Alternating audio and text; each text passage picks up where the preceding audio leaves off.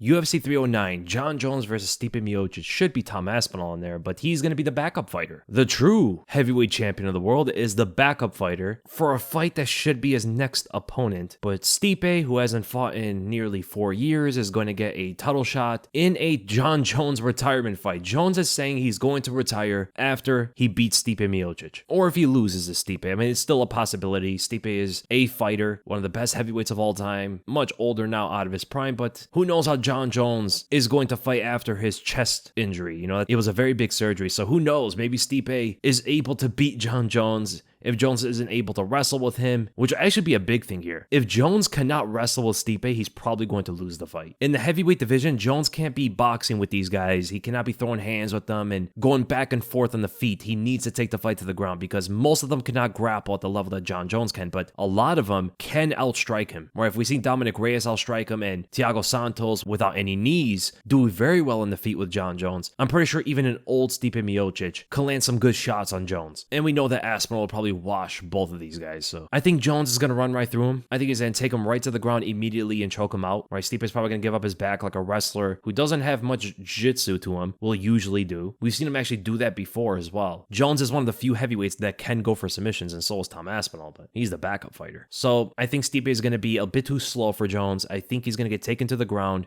probably while throwing a punch. Jon Jones times him perfectly, double legs him, gets to the back against the fence, chokes him out with a rear naked choke. Nothing much else to say about the main event. And then Jon Jones retires, the greatest fighter of all time, without ever fighting Aspinall, and goes down as the biggest duck in UFC history. The co-main event is a big fight. Charles Oliveira versus Michael Chandler. We talked about that before. Explosive, fun matchup, no matter how many times they fight each other. Chandler is very inactive. You know, he hasn't fought in a very long time, but he seems to be in very good shape with his testosterone levels are very, very high. And he says because he works out and goes to the sauna and he sleeps and he has red light therapy, cold therapy. He's a guy who works out and exercises essentially. And that's why his testosterone levels are much higher than a normal person's. I wonder how Charles Oliveira will look in his red light therapy and cold therapy, and if he worked out and went to the sauna and also goes to sleep sometimes. Regardless though, I do think that Charles Oliveira is going to look very good in this fight as well. But Chandler has the kind of style and the skill set in general to knock out anybody. I think Charles is going to win as an early prediction. I am never confident with anybody that fights Chandler because he always has that one punch knockout ability and he's just so insanely athletic and explosive. He's one of the few fighters that can like beat skill, right? Beat technique with just pure athleticism. One of the most athletic fighters we've ever seen in the UFC. I mean, it's absolutely ridiculous. And Oliveira doesn't have the greatest chin. His defense isn't the best, even though it is getting much better. But all Chandler, I think, can really do in this fight is just try to bomb on him, right? Get right in his face and throw hands. The reason why it's such a dangerous fight for Oliveira is because early on, in like the first 2 rounds, he has to kind of strike with Chandler or get into the clinch. Going in for a takedown would be extremely impressive against a full gas Michael Chandler. But Charles Oliveira has the technique in the stand-up and the punching power to win this fight even early, just like how he did in the first fight. But the reason why Chandler hit him with the left hook before was because Oliveira kind of allowed him to pressure a bit. Both these fighters are pressure fighters. They like to push their opponents back. And in the second round,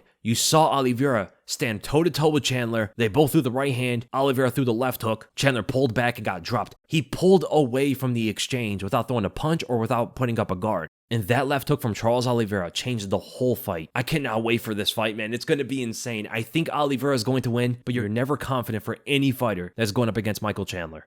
Bo Nickal is on the card versus Paul Craig. The future of the UFC, the prospect that they're looking to make a superstar in the future, getting his first real test in the middleweight division against a very dangerous submission artist with specifically a very good triangle choke. But I do think that Bo Nickal kind of beats him everywhere else. Bo Nickal stuffs all the takedowns, beats him in the stand-up, way too fast, way too explosive. He's a better boxer, which is crazy to say. Bo Nickal is getting way better in his boxing, but the fact that Paul Craig's been in the UFC for so long and he's mainly a kicker in the stand-up with a decent jab, it just seems like he doesn't have a lot of confidence in his own boxing. There is potential there though. Like he has the frame, he's tall and long, he has a decent jab when he throws it, and a good one too. But whenever he throws punches, it's like he wants to pull guard immediately. So I do think that Bo Nickal is going to outpunch him, beat him in those kind of exchanges, not go to the ground with him whatsoever, stop all the takedowns, and if Paul Craig pulls guard, Bo Nickal does have the wrestling base to scramble his way back up to his feet better than anybody else Paul Craig's fought before. So I do think that Bo Nickal is going to have a very good performance here against Paul Craig, probably winning by first or second round TKO. Chris Weidman versus Eryk Anders. Without USADA around, Weidman's been looking, or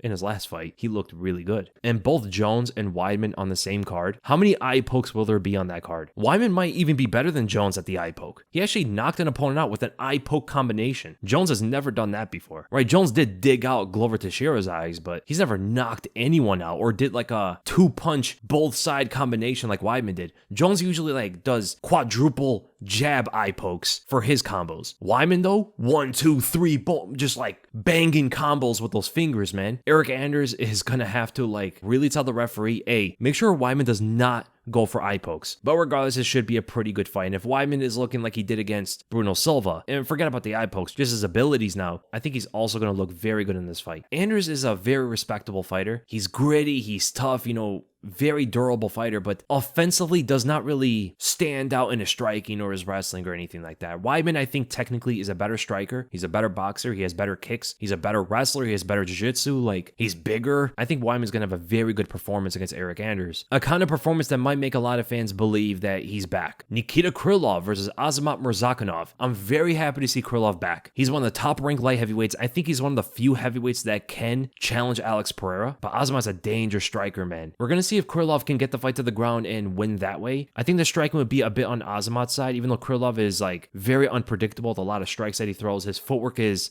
different than other fighters Azamat has fought, so it should be a pretty good fight. Nikita Krylov versus Azamat Murzakanov. Krylov has not fought, man. That's the only thing here. If he's had like consistent fights, right, 2 to 3 fights a year, I probably would pick him to win. But Azamat has been fighting more often, and he's looking very good in the stand-up, man. He's so fast. He has good counter shots, very, very sharp with his punches. Or Krylov bounces around and stuff, and he throws good kicks, but we'll see if Nikita Krylov can take the fight to the ground and win that way. This is a very close fight to call. Krylov's last fight was March of 2023 when he beat Ryan Spann, and he's on a great win streak. I mean, Ryan Spann, Volkan Oezdemir, Alexander Gustafsson, like, he's doing very, very well, but he hasn't fought in a year and a half. Azamat Murzakanov fought in August, and he's fighting again in November. Yes, he only fought one time in 2023 against Dustin Jacoby, and he only fought twice in 2022. He fought once in 2021. Like, throughout his career, he hasn't been the most active fighter, but getting a lot of recent fights is a lot more important. So I think Azamat might knock out Nikita Krylov, which is kind of annoying. Not that Azamat would win, but Krylov has so much potential as a fighter, man. He's so incredibly skilled. He's one of the few well-rounded light heavyweights, and if he gets knocked out by Azamat because he just wasn't fighting, it'll be yet again another light heavyweight striker at the top of the light heavyweight division that's gonna maybe fight Alex Pereira in the future. As an Alex Pereira fan, it's awesome to see him just keep winning, because he just keeps fighting these strikers, but it'd be awesome to see him fight someone like Krylov or Ankalaev or,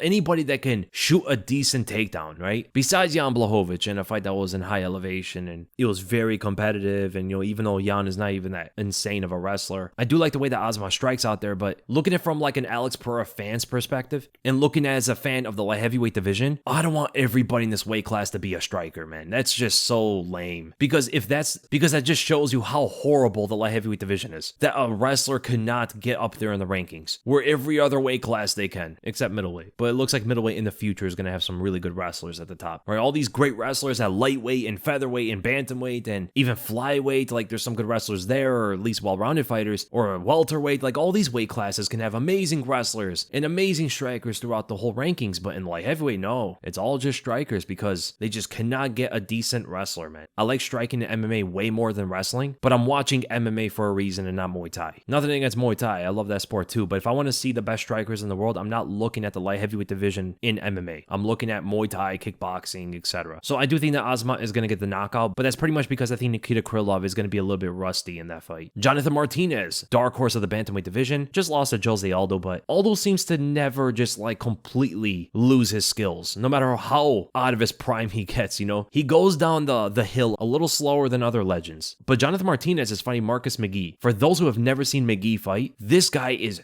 very, very good. Excellent striker, very precise with his shots, good combinations. That fight is going to be a banger. Veronica Hardy versus Eduarda Mora, cool. Viviane Araújo versus Karine Silva. I mean, Araujo's good, so cool fight. And Mickey Gall versus Ramiz Brahimaj. You know that Mickey Gall is going to get submitted. No, but the scrambles on the ground is going to be crazy in that fight. So the card's looking pretty good. There's still a few fights that should be on it. Originally, they were going to have Anthony Smith on the card, but they moved him to UFC 310. But I will say that the prelims, if those are the prelims, they're looking solid. The main card needs another fight or two. Because if that main card is Jon Jones versus Stipe Miocic, Charles Oliveira versus Michael Chandler, Bo Nickal versus Paul Craig, Nikita Krylov versus Azamat Murzakanov, and Chris Weidman versus Eryk Anders, I mean, it's not a bad main card. But for a Jon Jones card, man, you would want more. Because let's be honest, the main event's probably not going to be competitive. The Bo Nickal fight's probably not going to be competitive. The Weidman fight's probably not going to be competitive if Weidman shows up good again. The other fights, all of them should be very competitive, right? Charles Oliveira versus Michael Chandler, Jonathan Martinez versus Marcus McGhee, Hardy versus Mura, Araujo versus Silva, Krylov versus Murzakanov, and Gall versus Brahimaj. Like, these are all very well-matched fights. But the headliners, like the main fights that stick out, those are probably going to be, besides the Oliveira and Chandler fight, all the others should be rather one-sided. Nothing against Stipe, but man, he has not fought since Francis Ngannou knocked him out, going up against the greatest fighter of all time. And I wonder what other fight they're going to add on UFC 309. So I hope you guys enjoyed the video, and if you did, make sure to give this video a like, make sure to subscribe, hit the bell for notifications, leave in the comments below what you guys think about the UFC 309, what's your favorite fight on the card, and what are your early predictions before we get closer to the card. So I'll see you guys